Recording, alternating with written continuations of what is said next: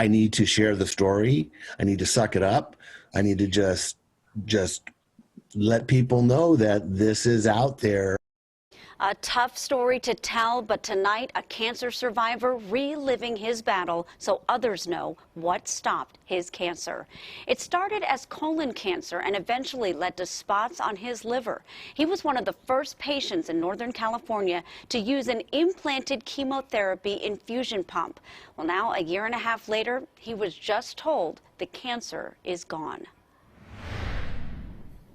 It's been a long 3 years of doctor visits, surgeries, and multiple rounds of chemotherapy. Came back after a month. I was clean. Came back 3 months, which was right before Christmas of 2019, and some spots showed back up on the liver.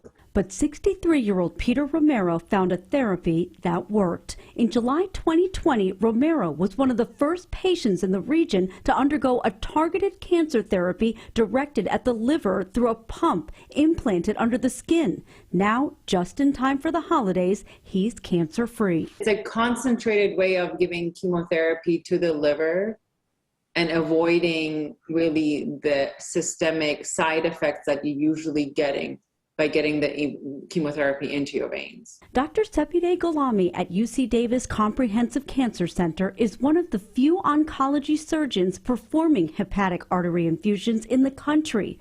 Romero is now one of her success stories. My wife and I kind of have a different spot in our heart for her. I met up with them on Zoom for a special reunion. Hi. Hi, good seeing you.